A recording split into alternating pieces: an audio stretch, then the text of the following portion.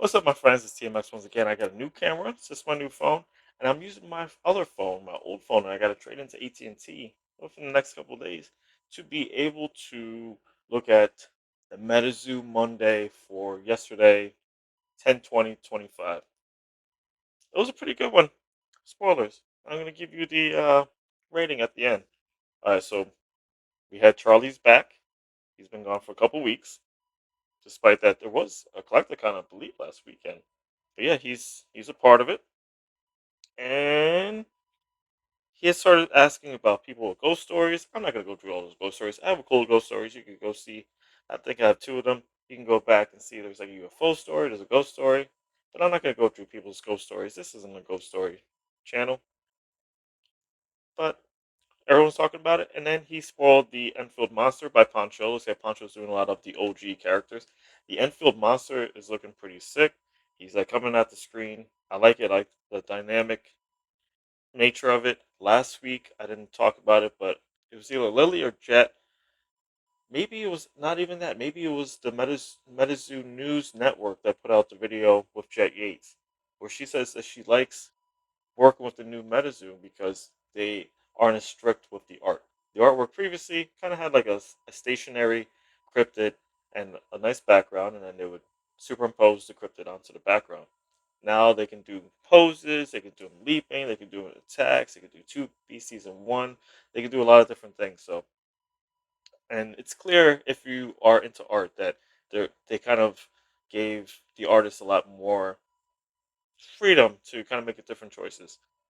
I can see that it's definitely clear, and a lot of people didn't like kind of the artist renditions on things. But hey, I like the fact that the artists are getting to do different things. And whenever I get something done, like my skateboard back there with the two Jersey doubles that are sketched on there, I like to give the artists the ability to do whatever they want within very loose parameters, because then that gets the best out of the artist.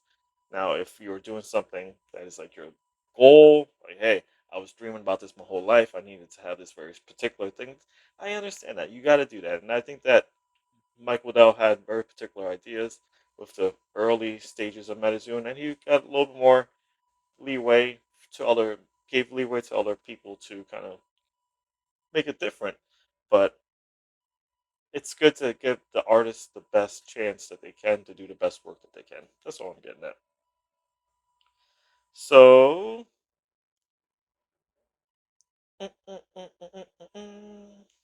there's another spoiler for the Crooked Man. Crooked Man kind of looks like Rom. We're gonna start calling Rom the Crooked Man. That one was by Fran. Fran is probably the best newcomer that came into the zoo field, the zoo community of artists. After that, EBT put a long story about his spooky story, which is really cool.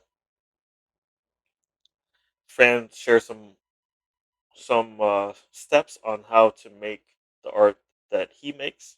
So Fran is really talented. He's just showing he shows all the steps that he's getting from point A to point C of making the card, which I thought was pretty cool. And then Charlie's asking Fran questions about making the art. I don't think that's just super important. Then there was a giveaway. Slap Shab. Oh, Metazoo News won the giveaway. Shab from that. I don't know if Shab's the male or female in that version, but I talked to you on IG. Fran giving more information on how he makes his artwork. KBX asked about what's the big question that he's KBX Tokyo. I call him KBX, KB Toe Store, just messing around.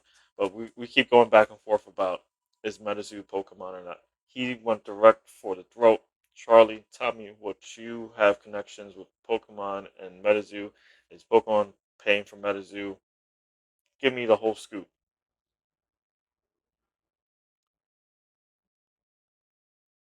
Going through the list. Charlie asked people or no, actually, Jet, Lily. Lily asked what's everyone's favorite horror movie. Not that titillating of information, but it's getting people talking, and everyone's giving their own information. She's responding to it. Kate's throwing out information too. We had a lot of artists that were in there.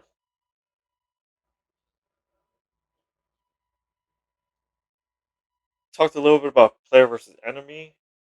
I don't know that format in TCG, so that wasn't something that was really eye popping for me. But Charlie seemed to like it, and he said it's an idea that they might use down the line. People talk about the Ritual. Ritual is a cool movie, and a lot of people started talking about this, so I'll mention it. Ritual is a cool movie. I think the first time I saw it was on Netflix. The creature at the end, spoilers, is hideous. It is ridiculous for a low budget movie. It is a ridiculous creature, and it's basically a Wendigo, but it's a Wendigo that has all kinds of other creatures into it. I said it's a Wendigo and a not deer and a walking sand combined, and people said that's pretty. Lily said it's pretty much very accurate. But watch that movie; it is really good. It's kind of spooky. Don't watch it with some kids. All right, so now we get to nitty gritty. We get to the final question in the KBX Tokyo saga about Pokemon and his nonstop focus, hyper laser focus. I know he's watching this. Hyper laser focused on Pokemon. He says, "Yes, it is, but not in the way that you're thinking." He said, "That's his background. As we know, Charlie was a executive with Pokemon for many years, and he's also said that he enjoyed playing it as a player. He played WoW, which is World of Warcraft, which I missed a date because somebody was engulfed in World of Warcraft back in like 2006 ish, and I knew we were not meant to be because of that. Other TCGs, Kaijudo. I have a Kaijudo deck. I didn't know that was big at one point. Keyforge, people know Key Marvel Dice Masters, and said Pokemon made him the money to invest in the company that's in today. And the careers of several people have been tied to Pokemon and other things. I said, other than the connections, there's no direct tie. So hopefully that ends the debate. I was going to do a whole bunch of videos. I might still do it. But Pokemon does not have the to put out some of the cards that Metazoo has. Like the scariness, like the Manani Glau, like anything of old Zoo. There's so many old Zoo stuff. It literally had Satan in the cards. There's a lot of stuff that the iconology, what is it? The imagery of the darkness just does not exist in that level of Pokemon. Because Pokemon's for little kids and for people who were little kids when Pokemon first came out. To be honest with you, and Metazoo's pretty much for older adults and I guess teens or I don't know. I don't think any teens are playing it right now, but I think it's supposed to be marketed for 20s up to 80s, like me and Rom are. But yeah, it's too spooky for the kids. Ba, ba, ba, ba. Hempbeard walked in. Insidious is Charlie's favorite horror movie.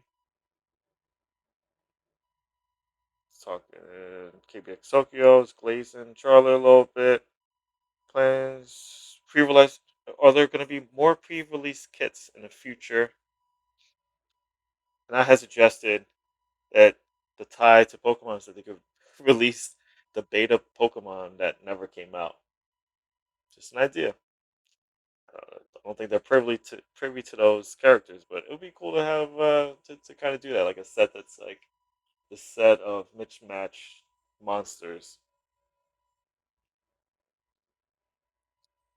And Mesopotamia said responded to something that I said, like, thank you for the Pamela. It's sitting over there. I don't want to walk off screen. But Charlie answered the question about the plans for Secret Shadow pre-releases. So two elements here, released, da da da. You know, he's very wordy. Is it's difficult to manufacture, doesn't want to mess it up. The window between pre-release and release is up in the air, especially when things come out. He's just basically saying it's complicated and he doesn't expect to do that. I guess. And he said by the holiday that the Metazoo blisters should hit the big box stores. So I guess those are like the boosters. They're going to come out for Christmas, even though it seemed like it was Halloween themed. And he said more concrete info ASAP. I like that he said ASAP because somebody said soon last time, and they were dead to me. We have not seen them since. Da, da, da. Hempbeard with the most important question that got ignored was is Cosmic plan for the next set? Completely ignored it. Then there was Fran and Pierre are going to be in New Jersey Collecticon is middle of November. So that's just man, that's pretty close. That's next month. This weekend though is one of them. I don't know. Chicago again? No, Chicago was last week. I don't know. There's a Collecticon every week, it feels. But there's one coming up. Mini sets. Somebody asked about mini sets. Previously we were like, yeah, not interested in mini sets.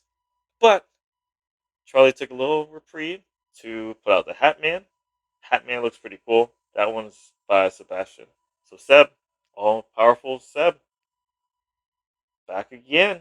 Just order something for Seb. Should be here any day now. Can't wait to show that off. The Hat Man looks pretty cool, but it only has one hat. Has many hands, but only one hat. I said it needs more hats. A hat to top each hand would be perfect. And Charlie made a little quip. I thought that was funny. He was like, "How are you the Hat Man? You have one hat. How are you the Hat Man? I got one house. I'm a house man." I was like, "Yeah, what? I got one wife. I'm a wife man. It doesn't make sense. I got one toaster. It's a toaster man. It needs more hats." Jack, not Penman, the other Jack. Jack Joel Ziski asked about textures. How's it come about? It was a really detailed question, and that gets answered later. So it's foreshadowing for you. People asked about Topps Chrome. Not gonna happen.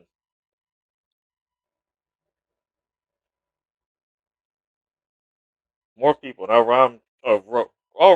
Rue's an artist from Old Zoo. Rue had a long ghost story as well. That was pretty interesting. I asked what languages do Fran and Pierre speak, and they answered afterwards. So Fran is from Spain, and they speak Spanish in Spain. Pierre from France, and they speak French in France. Just to let you know, just in case you weren't, you didn't know. KBX had a ghost story. Lily asked about people dressing up. I said, and this is true, I bought my wife a moth woman outfit, but she refuses to wear it. She's like, I'm not wearing that. I'm like, you're gonna wear it. Mm-mm. Charlie Herlocker talked about draft because someone asked about drafting, and apparently Rom and Collector are sharing the Pennsylvania Metazoo group drafting process with Charlie. Do 5 packs of torrential ties, 5 packs of base set. You make a deck and you play with the deck. And Charlie played it, and we got no credit. And Collector, I'm coming for you. Jack asked about witches. Said, yeah, Hocus Pocus, or there's the American Horror Story Covenant. And Charlie's like, all right, time to wrap it up. And he posted.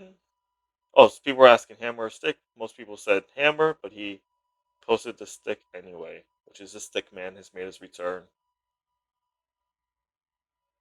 Actually, no, he did both. He did the he did the stick, just a stick man of Clark County.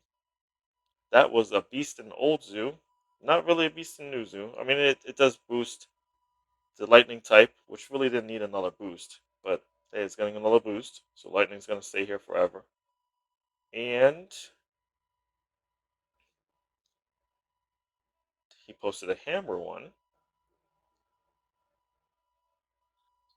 Before he posted the hammer one, he talked about the idea with tops. Tops does not have it, but he's talking about something really important that he's kind of backtracking and changing his mind on certain things, which is great. I've been doing these videos. We're giving them kind of free advice, trying to say, hey, this is what the people want. You should do what the people want because you kind of need more people and you kind of want to make the people happy that you do have, right? So Charlie kind of made a little reversal, kind of bringing it back in to what people want rather than just saying, I'm just doing what I want to do, which is good. This is what a good leader should do. And he's saying that wants to do limited stuff, parallels, serialize. So nothing's off the table in 2026 because he wants to make a more collective theme. And I made a whole video about doing that. I said, well, he made a good game. There's nobody playing it right now. So you got to get the collector. You got to get people to be more involved in collecting it because there's a whole group of people who never played a game who just want to collect. How do you tap into that? There's a whole market there. So if you just make it playable, you're just gonna get the cards that you need for your deck, and that's it. And whatever the 50 of us who play the game are just gonna do that. But if you need to get it more collectible, and the Legendary Rares was a good example of that. People flock to that. It's a card that already exists in base set, but it exists in a different level and looks really cool, and people want it, and it's hard to get. So that made Torrential Tides a fantastic set. I keep saying it's the most rewarding set I've ever ripped. And I'm not saying it just because trying to blow smoke up Metazoo because I thought that base set was really lackluster in a lot of ways, and I think that Torrential Tides completely made up for that. And I like ripping Torrential Tides. I don't like ripping base set as much. I'll rip base set when I'm trying to get a specific card, or if we're doing a draft or some sort. But Torrential Tides, I could rip a box a day, and I'd be really happy. I would be broke though. Ooh. So then KBX Tokyo said, "Hey, there's a lot of stuff for you to talk about on YouTube." I'm like, "Yeah, too much." So I can't wait for your video, KBX Tokyo. KBX Tokyo, if you don't know, he has way more followers than I do, so you should probably know him more than I do. He is a fantastic hype man. He's a fantastic YouTuber. He has all the energy that I don't have. I only have energy when I'm manic. I'm not very manic all the time, luckily, thankfully. But he is full of energy. He's a cool guy. I got to meet him a couple times. Wanted to have lunch with you at New York City Comic Con, but I understand things happen. To be clear, and this is what Charlie's saying, he doesn't want to go nuts and have everything serialized, but he wants balance. He wants it the right products at the right time, somewhere between everything is special and nothing is special, and one of one fever dreams. There you go. That doesn't really mean anything. He's saying that he's not going to go crazy with it, which is good.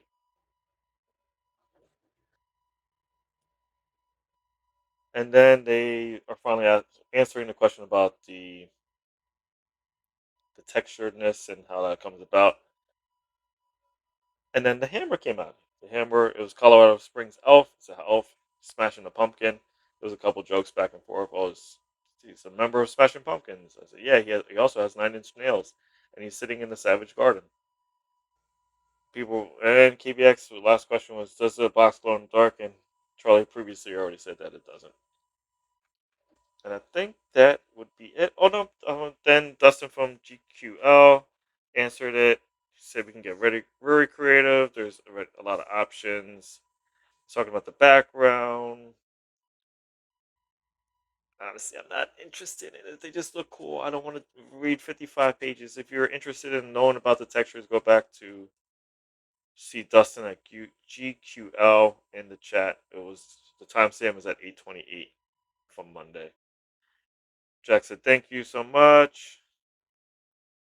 A couple people went back and forth. Fran answered my question. Said, "I'm from Spain. I speak Spanish, and I can do a little bit of English." And Pierre said he can speak English, so don't worry.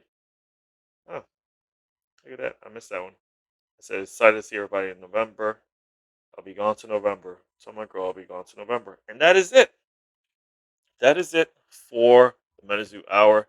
I won't have that phone next week. I'll probably, maybe I could do a little bit of a tablet and I could just scroll like that. I think it's better. I can give you more information. I could do it live. I know that Escaped Alien used to do it that way. Just go through it and show you. Escape the Alien isn't doing content anymore, it seems, especially not any Metazoo content. It is what it is. Holding the torch for you. Holding the torch for myself. I do this for myself. I don't do this for anybody else because there's not enough people following me for me to do it for other people. And there's no money in it. Made this much money off of Metazoo. Made this much money off of content from Metazoo. All right. So the Chiefs rating for this week.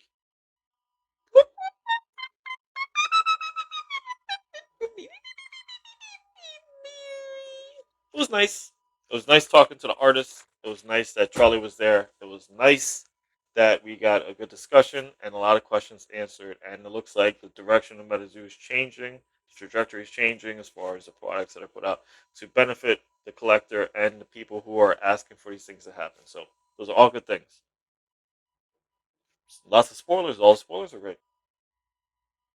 Why wasn't it a sheesh? Because it wasn't like fantastical. It wasn't like a whole thing. It was just a good conversation. That's all I got for you. Be good. Be cool. I always mess this up now. I don't know what it is. Be cool. Do good. Be nice to each other. Peace.